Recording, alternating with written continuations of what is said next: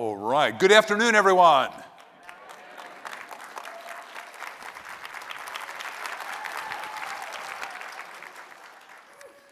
I love to start with a little humor, if you don't mind, and then I'll go through my official remarks. But mother's having trouble waking her son up to go to school, and goes up to the bedroom, shakes him, and says, "George, get up. You've got to go to school." He says, "I don't want to go to school.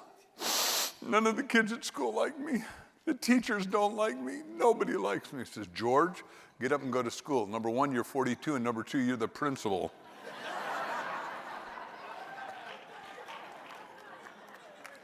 Husband and wife are arguing about who makes the coffee.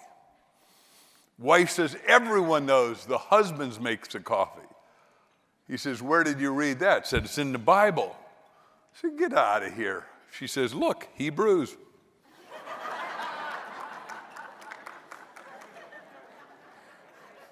Well, first of all, to all of you scholars and to the parents of scholars and relatives and friends, we thank you for being here at the Carson Scholar Fund. I have been friends with Dr. and Ms. Carson for over 20 years. We're all Horatio Alger Award winners, and I just think the world of them. And she called me the other day and said, "We want to give you this Power of Excellence Award with you and your wife." By the way, my wife humbly apologizes. We own probably the fastest growing renewable, sustainable energy company in America and Latin America and China, and we're just a little overwhelmed, and she couldn't come at the last minute, so she apologizes.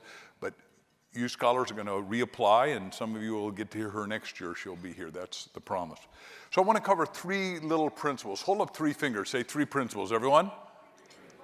And they're easy. The first one is you have infinite potential. Everyone say infinite potential, please. I said, "Well, I don't have infinite potential." You don't know what you're talking about. Look, when Mrs. Carson was taken care of, he was then called Benny, and his little brother, they were not doing well in school. Some of you don't know the story, but I'm going to talk about his books in a minute. He won't sell them, but I want you to make sure you read it and also see the film that Margaret and Dan Angel made. It's just wonderful. It touches my heart, and I'm so proud and thankful to be part of this. Anyhow, when he was little, he was failing in school, just like you heard him on the screen. And his mother, some of you may not know it, but she was illiterate. It said, "Now look, son, you and your brother are going to go to the library, and you're going to get books, and you're going to read them, and then I'm going to check it off every week. We're going to make sure this thing gets done." And what they didn't know is that when she was checking and highlighting and underlining, she couldn't read. But from third grade to fourth grade, he went from the bottom of the class to the top of the class. He recognized suddenly that he had, for the first time, some infinite potential. I suggest that every one of you, that includes me, everyone touch yourself, say, "That includes me." It's Sunday, so I can say that you're anointed and appointed by divine stuff. In other words, in the first chapter, it says, "In the beginning was this, and God created the heaven and the earth, and then 28 times created man or women in his image and likeness." Therefore, you got God stuff, good stuff. You got unlimited stuff. Everyone touch yourself, say, "I got unlimited stuff." I say that especially to the scholars in here because I grew up and I was not academically involved at the front end, just sort of like Dr. Carson. As a matter of fact, my parents came from Denmark. Dad, when he was 14 years old, his older brother, 14 years older, Sven, my uncle Sven, came to him and said, "Look, for the King of Denmark, I created a black band, and we welcome all Jews into Denmark against Hitler during World War II. He said, "Little brother, here's $100 and a passport. You're going to America today. I'll never see you again. Goodbye." And what's fascinating is my dad got here. He didn't speak English. He had a trade of a baker. He was a little baker's apprentice, came here and did okay, but didn't ever have any money. And I grew up in a family of Danes, and we lived in Little Denmark, a place called Waukegan, Illinois, north of Chicago. And what happens is that I thought everybody went to the Danish Brotherhood on Saturday night and only spoke Danish. What did I know?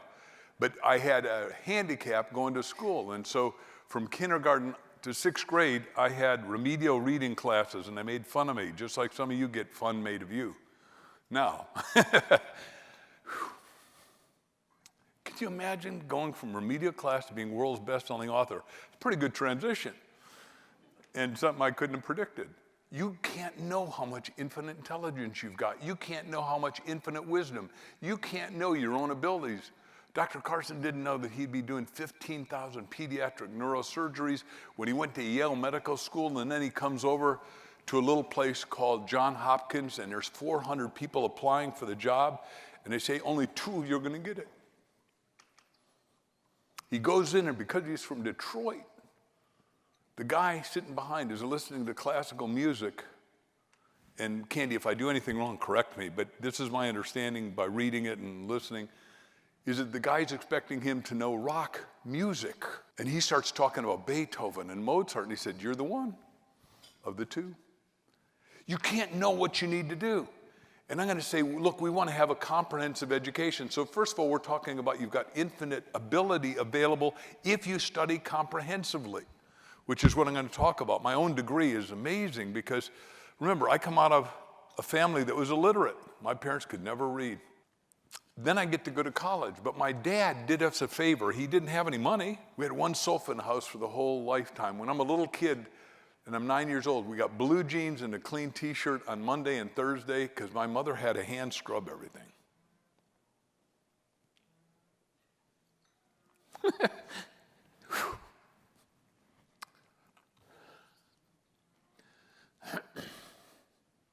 I wanted a bicycle. Couldn't afford it. So I'm a Boy Scout, and I'm reading the Boy Scout manual, and it said you could sell greeting cards on consignment. I'm 9 years old. I don't know what consignment is, but back then we had dictionaries. We didn't have online yet and Safari and all that good stuff. Consignment means they give it to you, you sell it, and then you get it. I go up to lovely women's, remember the snow's deep where I lived back then, it's November. My older brother gave me a big furry mitten so I wouldn't freeze, and I go like this. And it's, I'm earning my own bicycle. Would you like to invest in 1 box Christmas cards or 2? And I sold more than anyone, and I started, one of the things I'm going to ask you to do is learn how to be a salesperson. Selling means, it comes out of the Danish word selvge, it means to serve, and golly, Dr. Martin Luther King said, all of us have the right to be great because we can serve greatly. And that's what I'm saying is, you've got this infinite potential, but it isn't out there. It's not what other people say. It's not what your parents say. Take your fingers, point at your temple, and say, it's in here.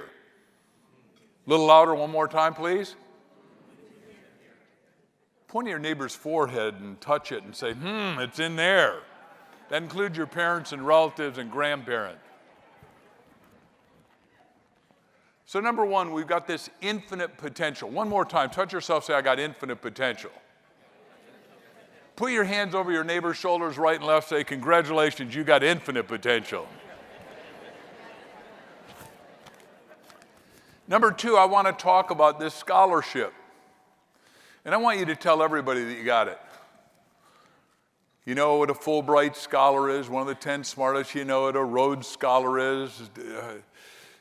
Candy, Ben, and I are part of Horatio Algier, and we've given away 25,000 full scholarships, which a lot of you will qualify for if you come from tough circumstances and you're a good student, which you all are. You know, we win, and we just had somebody put up $250 million. And this last week I was in Washington, D.C. at the Horatio. Now, Horatio Algier Awards are invisible to all of you. Both Ben and I are recipients. They have 10 people matriculate a year and 1 international.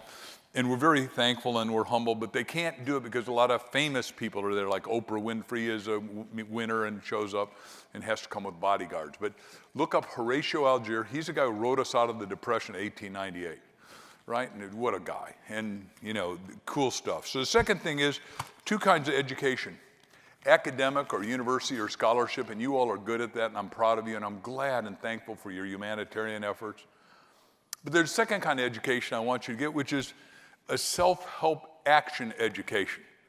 Now that is the business that I have been in and sold more books than anybody and done more audios probably than most people. And before you leave, all the scholars are getting, you know, one of my books called You Are the Solution, which I did with a guy who wrote Twilight Zone, who's a doppelganger. That means we look alike. And it's 2 books in one, and it's a great bestseller, and I think you'll like it. But what I want you to do is know there's self-help action books, tapes, audios, and videos. Obviously, I'd love you Ben didn't ask me to do this, but I'd like you to read his book called Gifted Hand. Obviously, you want to watch the movie. I'd ask you to think his book, Think Bigger. I'd ask you to look at all of his stuff. I've read everything he and Candy have written and love it.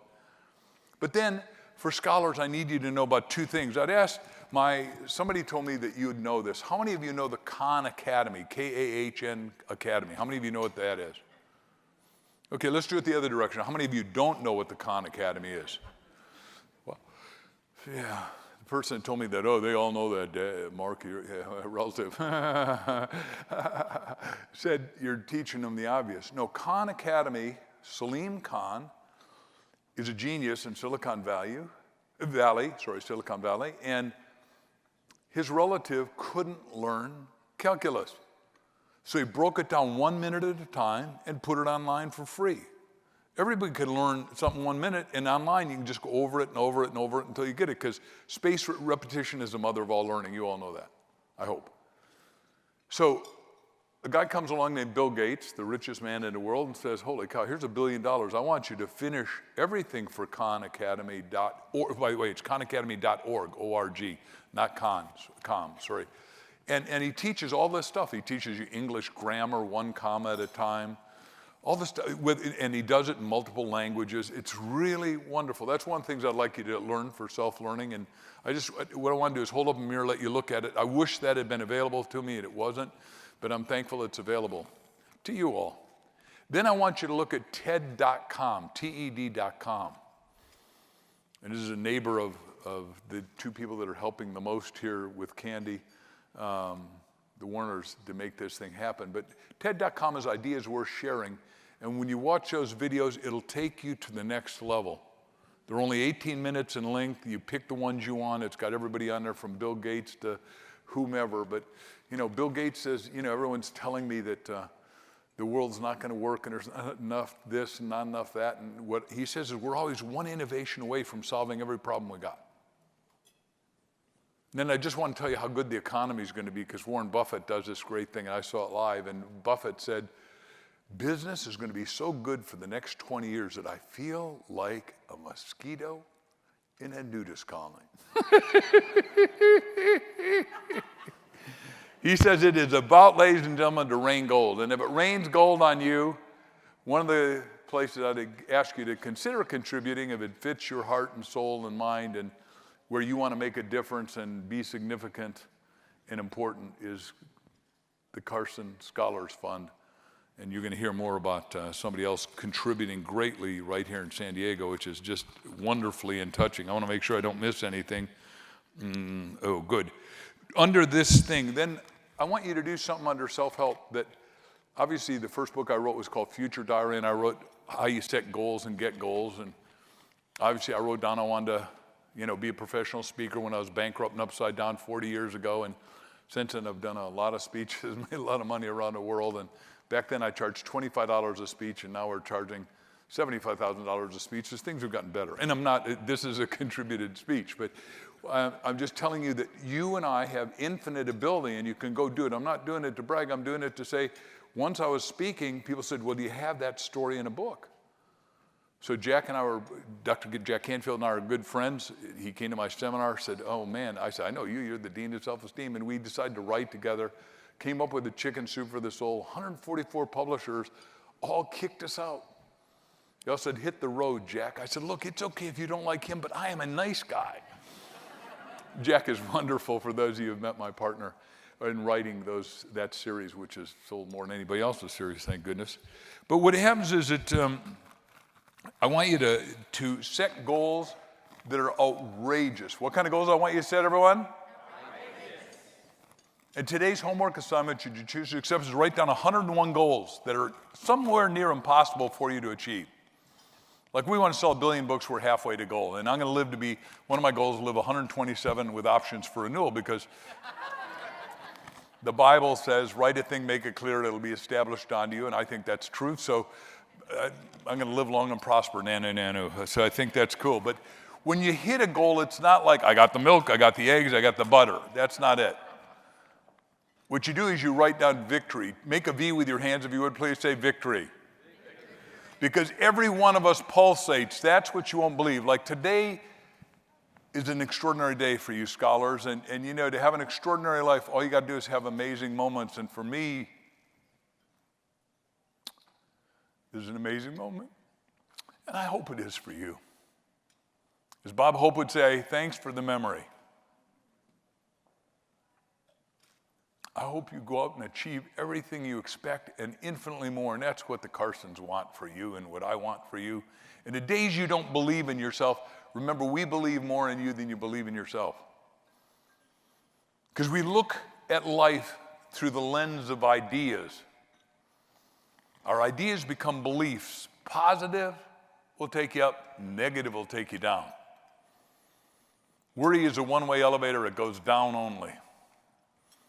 So the goal is to obliterate worry and overcome it. So you can say, how many goals? 100 and? I want you to do it in 20 minutes. 20 minutes!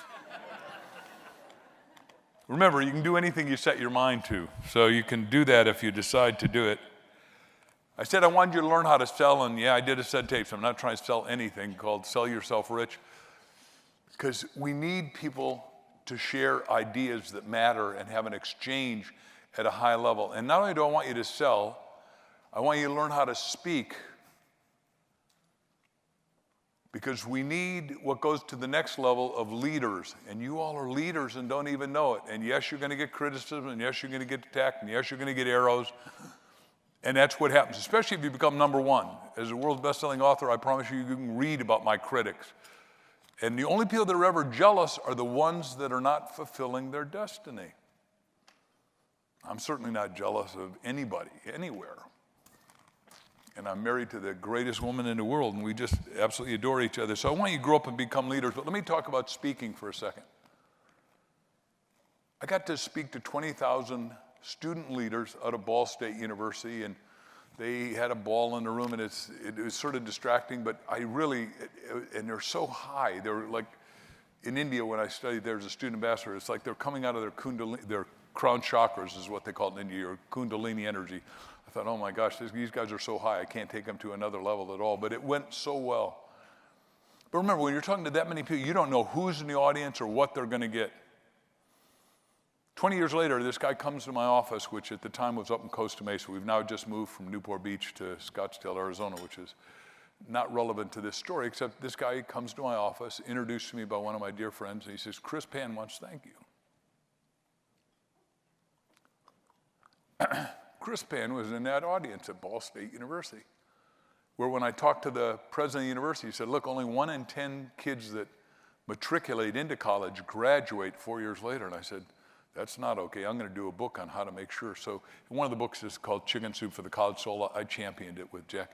Anyhow, to make sure kids go all the way, because if you're going to go, finish the job, right? You got to be a starter and a finisher. Anyhow, Pan comes in my office and he said, because of you, I decided to learn how to speak. In high school, I learned how to speak. I got into Harvard because I was the most articulate in the class. I was a junior when I heard you. In high school, I became class president. They accepted me into Harvard. Went to Harvard, and then when I applied for jobs, I was the third hire at a company nobody had ever heard of and nobody knew whether to trust, called Facebook. And Zuckerberg said, I not only need you to speak for Facebook, because you're Chinese and you speak eloquent Chinese, I want you to come 6 o'clock to my house every morning and teach me Chinese. I can see the Chinese people nodding their head and the internationals, the Koreans in the room, nodding their head. My grandkids got to know English, sign language, Spanish, and Chinese, and that's a minimum. Because we got to operate in multiple languages. You can't just, I wish I'd known all those back then, but Pan says, not only did I get hired and a lot of stock and did really well, but he says, I wouldn't have learned how to speak except I saw you, and I saw you say, you've got to be a comprehensivist. You've got to study everything. You've got to drink in the wisdom of the world at every level, not just the ones that I want, which was computer engineering and science, but everything. And then you've got to go out of your way to meet everyone and go out of your way to be a good networker and be a good salesman. That's all I'm asking you to do. If it'll work for Pan, Chris Pan, who's a lovely guy who we ought to give the award to maybe in the future, and that it can work for all of you. Last but not least, third principle. So the first principle was You have infinite potential. Everyone touch yourself 2 fingers that wakes up your subconscious. Say, I got infinite potential. Everyone?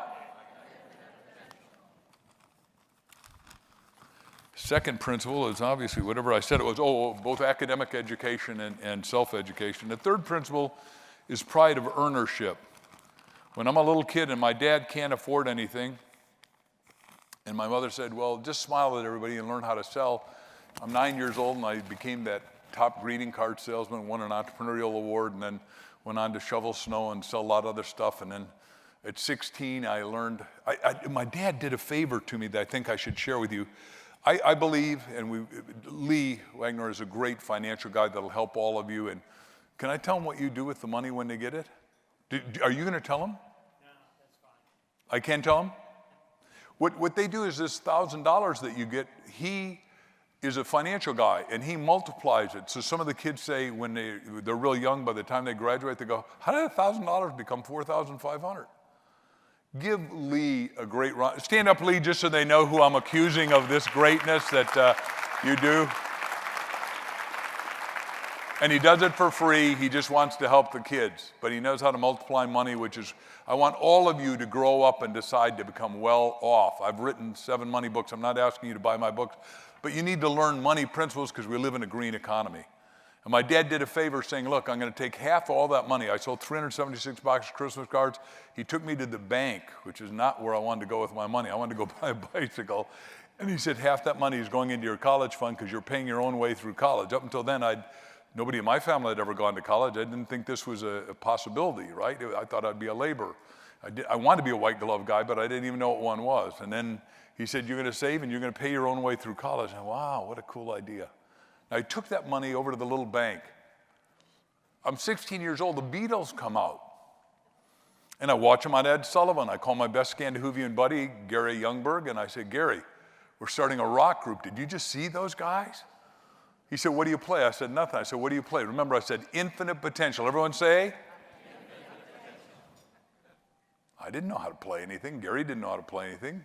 2 weeks later, I bought a bass guitar because my father had forced me to save that money. I had $400. I bought a bass. Gary had saved money because he worked for his dad. He bought an electric organ, the first one in America. Well, there was no rock groups at the time, so we had business all over the place. I was starting to make a fortune. I'd go to the YMCA and they were empty on Saturday and Friday night. I'd advertise $50 in the school paper, whatever paper was local, like Waukegan Township High School.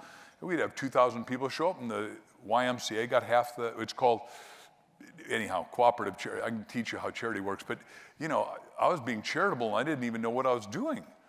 That's what I'm saying. There's infinite ability, but you got to have pride. What my daddy taught me here, the third point, is pride of ownership. Pride of ownership only and always should follow pride of earnership. Most important economic law, there's no free lunch. You all have earned this scholarship. You deserve it. We congratulate you. But it is a stepping stone. It's not a laurel. It's not something you're going to get to sit on. It's something I want you to tell everybody about because you deserve it. You deserve it. The school needs to hear about it. Your principal, your teachers need to hear about it because you're being honored greatly.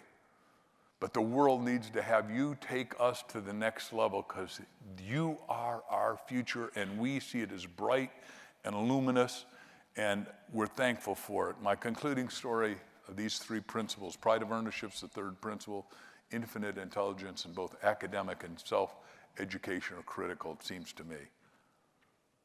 A young kid about your age. By the way, I got to do one other side. I forgot on self-education. I got 5 grandkids, as I said, and we've got 5 kids, Crystal and I, and our grandkid just won the award for reading the most. He's 12 years old, 6th grade. He read 2.5 million words in 9 months. And he said, Grampy, I don't even read your books. I'm heavy into Harry. I said, look, I taught you how to speed read. I don't care who you're heavy into as long as it's good, clean stuff that uplifts. Not to brag about my grandson Seth, just to say he didn't know he could push away that and be the fastest one reading it, but I'm really proud of him. Last story, I promise. And you all have been great, good listeners, and thank you for letting me share with you today. Young kid with the questioning skepticism of youthfulness, goes up to the wisest man in town. And he captured a little bird and he had it in his hands and he says, okay, wise man, is the bird in my hand alive or is he dead? The man was truly wise, like Dr. and Mrs. Carson, and said, if I tell you that he's alive, you'll crush him and you'll show me that he's dead. If I tell you that he's dead, you'll release him to his freedom and he'll fly away. The choice, young man, is in your hands. The choice, what you do with the scholarship's in your hands. The choice of having a big, bright, luminous, illustrious, extraordinary future is in your hands. And we want to hear from you. We want to see you at these future Carson Scholar Funds. We want to see you do wondrous things like you heard Dr. Carson say in the video.